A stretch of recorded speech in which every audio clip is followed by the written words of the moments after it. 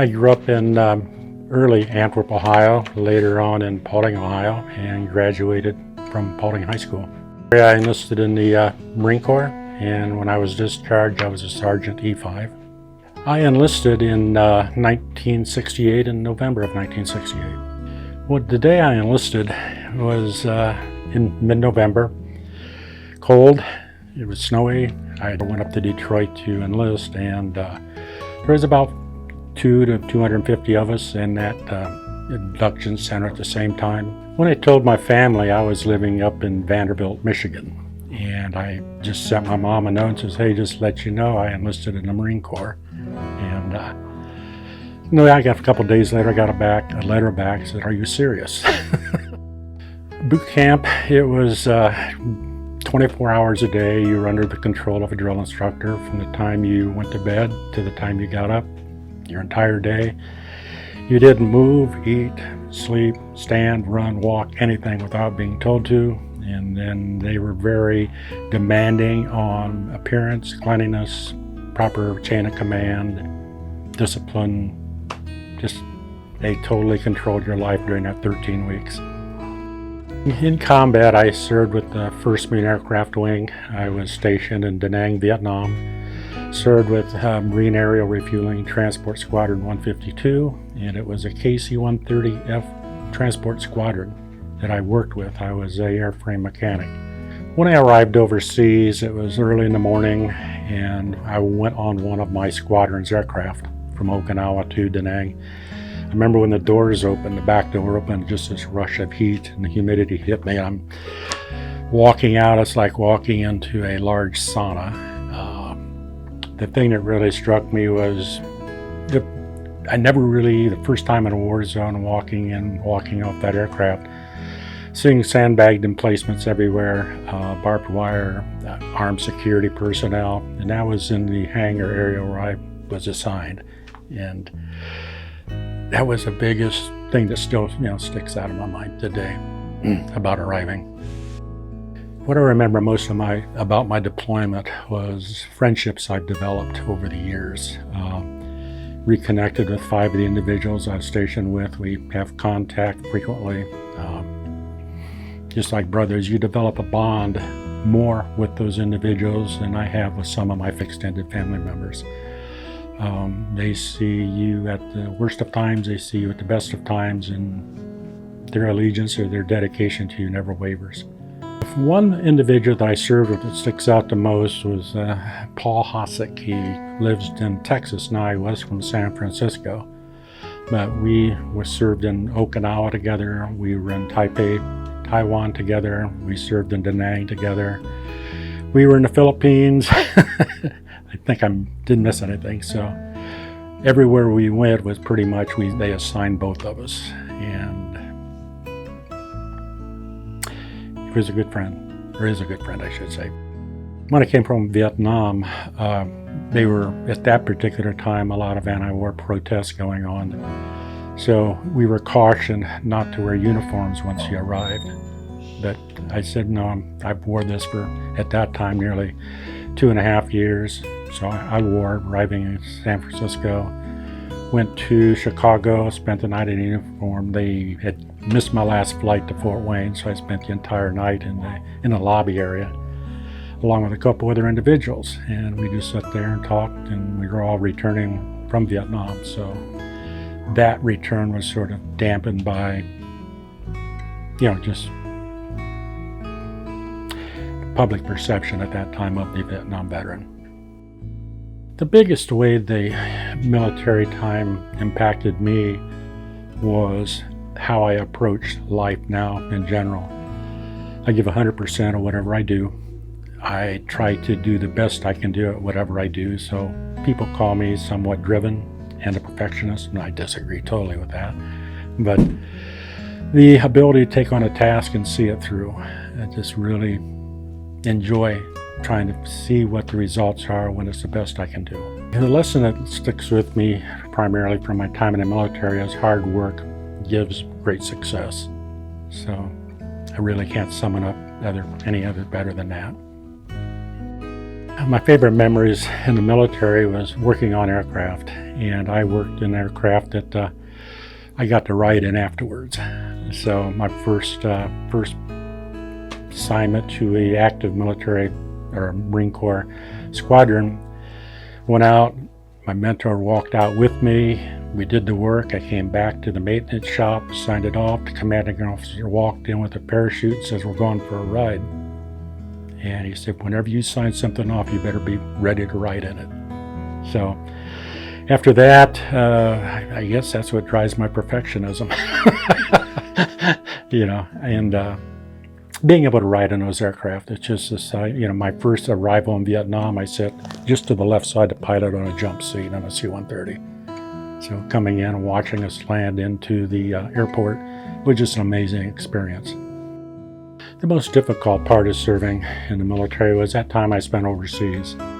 I was not in direct combat as other Marines were, but the Nang was constantly being rocketed through the whole time I was there. It was a large air base. The Air Force and Marine Corps had various squadrons stationed there. The hardest time there was after night, after dark. The Vietnamese owned the dark. And so it was during that time when the base would be rocketed, or they would send probing attacks into the perimeter trying to gain access onto the base. So when darkness fell, your senses really alerted, and that's when it was the most uneasy of any time there at Da Nang. So that was that. As far as today's youth serving in the military, it offers an excellent opportunity for training. I was a 19-year-old kid working on aircraft that were millions of dollars. I would not get that opportunity outside. The training is excellent. If an individual wants to go in the military, I wholeheartedly go in, avoid the politics, do the best you can do, volunteer for every type of training you can get. They're very big on training. If there's a class coming up or a seminar, volunteer. It goes on your record, it always stays with you. And it's a source for promotions. And when we enlist, we give a note to protect the Constitution of the United States up to and including with our life. That's a note that civilians, I don't think, really have an understanding that we give as the military. And we continue to carry that through with us for the remainder of our life. It's just, we'll do whatever we need to do to protect this country. I really wish that the civilians could understand that. No, I haven't, not in this much detail to someone other than an individual that I served with or have served in combat with. A lot of what I told you, I haven't even told them. It was the first time I've talked about this in 50-some years, 52 years. So on this Veterans Day, what I want to share is just welcome my fellow Vietnam veterans home. Welcome home, brothers. Thank you.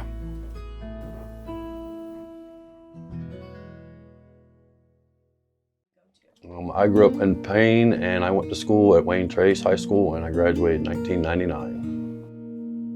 I was in the United States Marine Corps, and I was a Lance Corporal.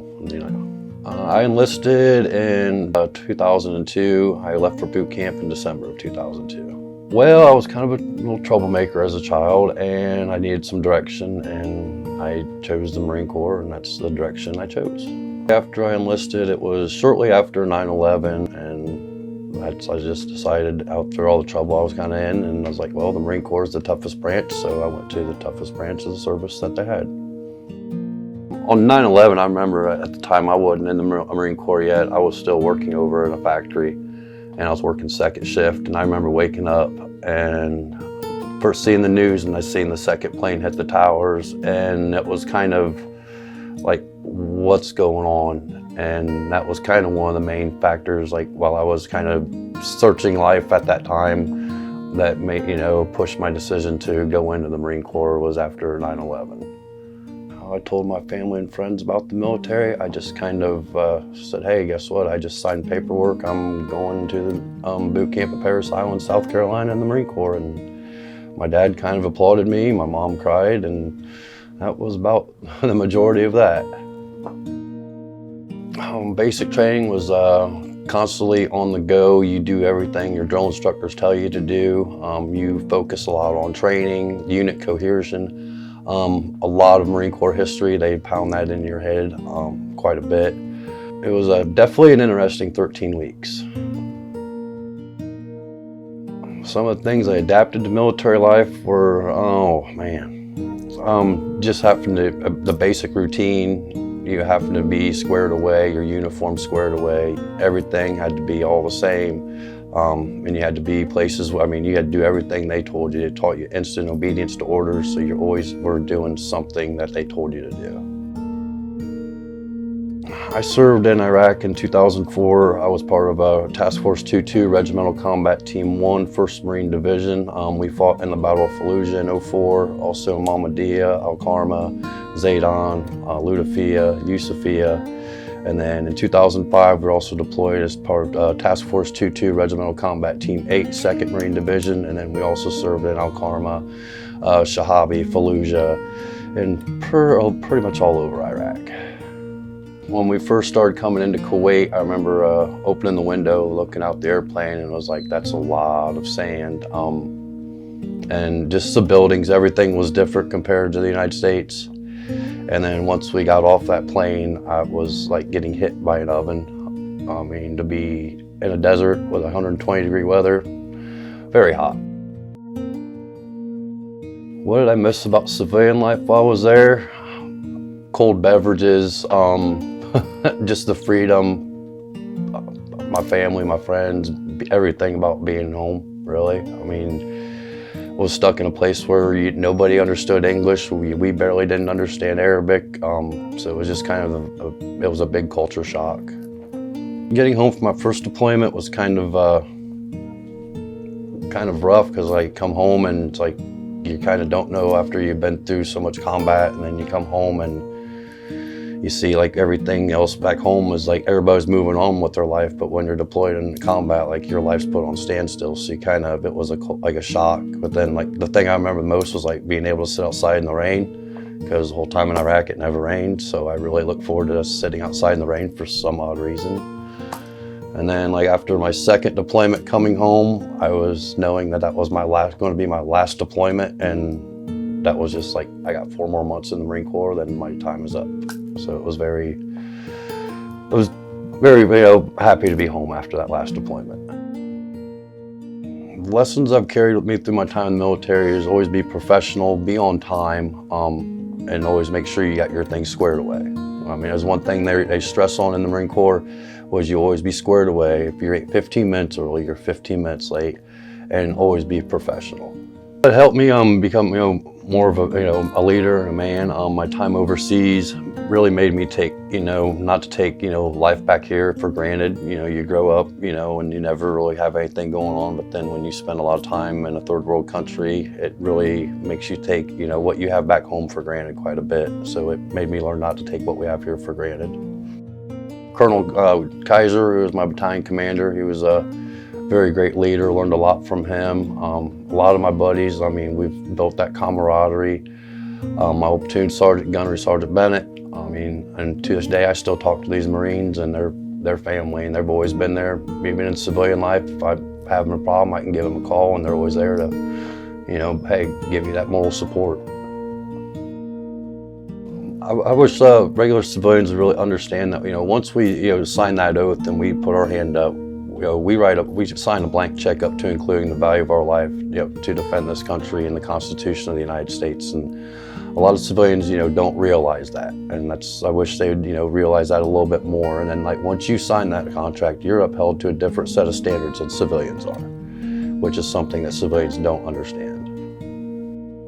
One of my favorite times while I was in the military would probably be my second tour in Iraq. It was around Thanksgiving time, and we were out on patrol in this village, and we found these villagers had wild turkeys. So being Thanksgiving and as an outdoorsman, I was like I bought a wild turkey off them for $5 American, and I brought it back to the fob, and I cooked the wild turkey up on open fire for my Marines for Thanksgiving. One of my company guys looked at me and goes, "You are one crazy country boy." And I said, "That's how we grew up where I live, and we're celebrating Thanksgiving. I'm not eating a turkey MRE, we're gonna eat real turkey." So that was one of the things that kind of made deployment a little bit better.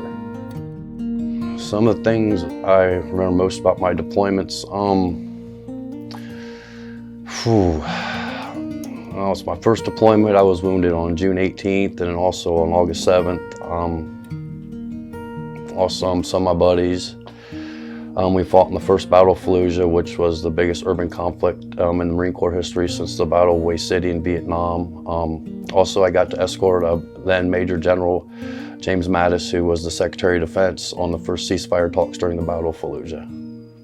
To me, the most difficult part of serving was it'd have to be watching, your fellow brothers, give the ultimate sacrifice in combat. I mean, I've lost 8 of my fellow brothers. I watched a lot of guys get wounded. And yeah, it's when you watch a guy give the ultimate sacrifice for their country, it totally makes you think.